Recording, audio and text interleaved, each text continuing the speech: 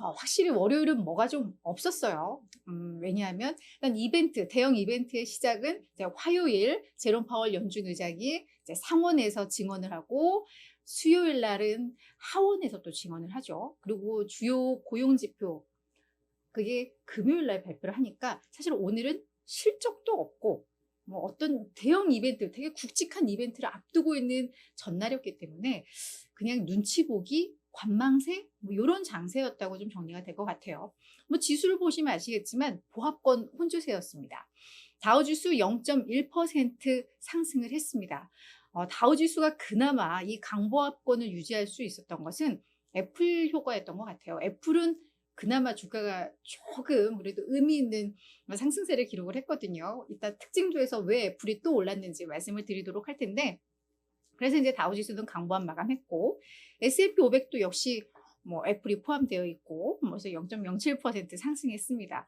나스닥 지수는 0.1% 하락인데 이걸 사실 뭐 상승 하락 구분하기가 민망할 정도긴 해요. 그냥 완전한 그냥 보합이었죠. 그래서 시장은 일단 대형 이벤트를 앞둔 그냥 관망세였다. 그리고 뭐 10년물 국채 금리도 4%를 돌파하지는 않은 하지만 상승 흐름을 이어갔던 뭐 이런 흐름이 나오면서 이 국채 수익률도 증시에 뭔가 막 영향을 미치기에는 좀 애매한 요 밴드였다. 뭐 이렇게 좀 정리를 하면 될 것 같습니다. 그러면 결국 뭐 증시 자체는 이랬기 때문에 다른 이슈들 뭐가 또 좀 주목할 게 없었나? 이제 그걸 좀 찾아봤어야 됐던 것 같아요. 그래서 우리 뭐 단골이죠. 저희 프로에서도 자주 좀 다루고 있는데 JP모건의 CEO 제이미 다이먼이 블룸버그 TV와 또 독점 인터뷰를 했습니다. 그래서 그 내용 정리를 해드릴 텐데 왜 저렇게 제이미 다이먼이 뭐라고 이렇게 그 멘트 하나하나에 이렇게 월가에서도 그렇고 뭐 외신들도 자꾸 다루고 그걸 또 따다가 우리가 다룰까 궁금하신 분들이 있을 텐데 뭐 이 예가 맞는지는 모르겠지만 시장에 그래도 큰 영향을 미치는 뭐 이런 금융가의 CEO 그러니까 예컨대 예전에 우리나라로 그냥 예를 들자면 뭐 존니 대표 이분의 말이 좀 영향력이 많고 이럴 때 그분이 어딘가에서 인터뷰하면 그런 걸 많이 좀 다루고 받아쓰고 했던 뭐 그런 개념이라고 이해를 해야 될까요? 뭐 김용익 교수나 이렇게 뭐 시장에 영향을 주는 그래도 이름난 뭐 요런 분들 그런 느낌이라고 생각을 하시면 될 것 같아요. 그래서 이 내용이 뭐 큰 의미가 있든 없든 시장에 대해서 본인의 이야기를 하고 어떤 전망을 하고 뭐 이런 관점에서 저희가 접근을 하면 될 텐데 어떤 컨퍼런스가 있었고요. 여기에서 이제 블룸버그 TV의 기자와 뭐 주거니 받거니 이런 인터뷰를 좀 진행을 했던 것 같습니다. 자, 그 내용 하나하나 좀 살펴보도록 할게요. 먼저 제이미 다이먼에게 지금 가장 걱정되는 게 뭐냐라는 질문에 그냥 우크라이나라고 딱 지목을 했습니다. 뭐 경제도 아니고요. 긴축도 아니고 연준도 아니고 우크라이나라고 이야기를 했는데 자 그에 대해서 왜 이렇게 우크라이나를 지금 가장 걱정하고 있는지 설명을 했습니다. 우크라이나와 러시아의 전쟁에 대해서 2차 세계대전 이후 가장 큰 지정학적 리스크라고 꼽았습니다.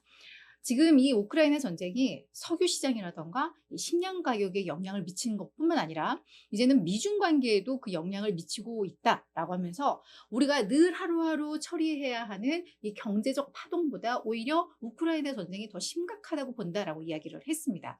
우리는 사실 이제 우크라이나 전쟁 1년 정도 이게 끌어지다 보니까 약간 둔감해지는 게 있잖아요. 근데 오히려 이런 게 더 문제다라고 이야기를 하는 것 같아요. 그래서 이 전쟁이 1년 이상 지속되는 경우에는 이게 10년간 이어질 수도 있다. 뭐 요런 기사들도 아마 좀 나왔었던 것 같아요. 이런 관련 전문가들을 통해서 읽다 보니까 이 전쟁이 어떻게 끝날지, 어떤 방향으로 갈지 예측이 어렵다라는 거. 그러니까 예측 불가능한 게 가장 증시에 있어서는 위험 요인이잖아요. 그런 점에 있어서 이 우크라이나 전쟁을 가장 좀 위험 요소, 가장 걱정되는 요소로 꼽았습니다. 미국 경제에 대해서는 완만한 침체가 가능할 것이다. 여전히 그런 기대감을 가지고 있었습니다. 뭐 경기 둔화, 침체 없이 그냥 통과할 수 있다. 이런 관점은 아니에요. 그래서 연착륙을 어떻게 보면 최상의 시나리오로 보는 거죠. 그래서 연착륙도 가능하다고 본다. 다만 이 4분기까지 인플레이션이 충분히 하락하기는 어려워 보이기 때문에 연준이 더 많은 조치를 취할 가능성도 있다고 본다라고 하면서 경제에 대해서는 기존의 입장을 어느 정도 좀 유지를 했던 것 같습니다. 그리고 인공지능과 관련해서도 하나의 또 멘트를 했는데요.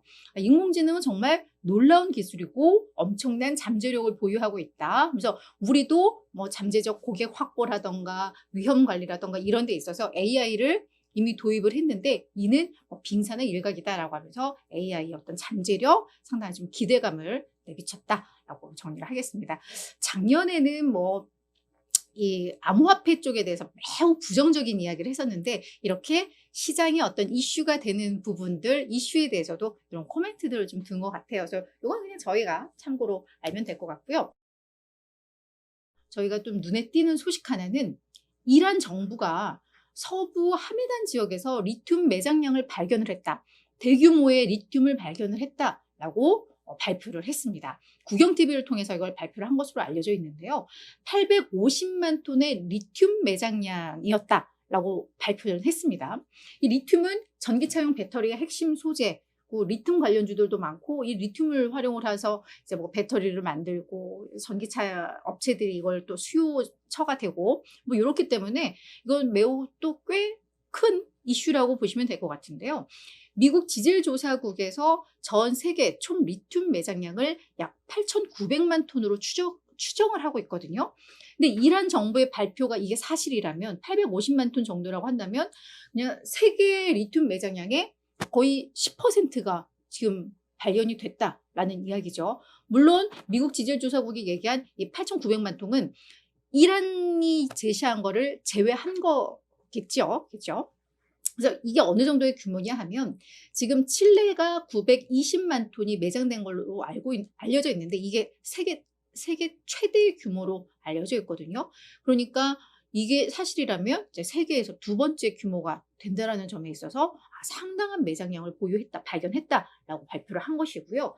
이에 대해서 SFA의 토마스 챈들러 수석 리튬 분석가는 이 매장돼 있는 리튬이 그 등급이 어느 정도인지, 얼마나 높은 등급인지, 그리고 채굴 과정에서의 경제성이 어느 정도일지 이게 이제 관건이다, 주요하다라고 이 분석을 하고 있습니다.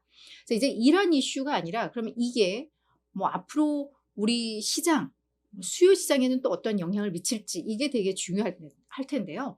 리튬 가격이 전기차 판매에 막 급증하고 이런 국면에서 리튬 가격이 정말 고공행진을 했었잖아요. 그러다가 한 최근 들어서 좀 하락세가 가팔라졌었죠. 전기차 수요가 좀 줄어들고 이런 이슈들 때문에 그랬는데 이제 골드만에서는 지난달에 앞으로 2년간 리튬 가격은 이제 하락세가 추세적으로 이어질 것이다라는 전망을 내놓은 바가 있습니다.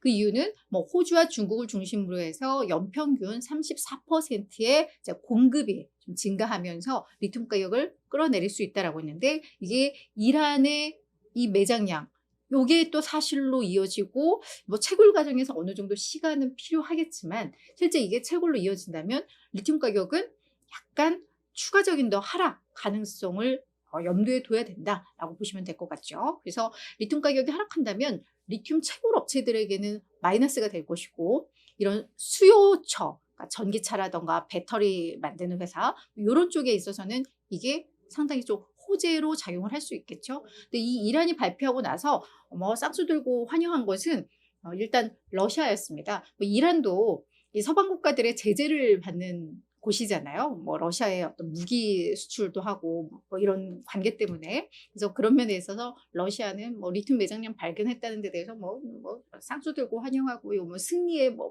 약간 이런 멘트들을 날린 것 같고 실제 또 월가에서 분석하기로는 이게 팩트라면 중국에 있어서도 매우 좀 호재가 될 것이다 라고 이야기를 했습니다. 지금 중국에서도 어떤 배터리에 대한 산업을 좀 강화하고 있고 전기차 강화하면서 이 리튬을 매우 필요로 하고 있거든요. 그래서 이란이 채굴하는 과정에 있어서 어떤 중국의 자본 지원이라던가 이런 게 어떤 또 협력 관계가 이어질 수 있고 그렇게 되면 중국에서는 필요한 자원들을 또 확보하고 이런 관점에 있어서 또 중국과 이란의 어떤 그런 관계, 수혜 뭐 요런 부분에 대한 분석들도 나오고 있다라는 거 저희가 좀 참고로 알고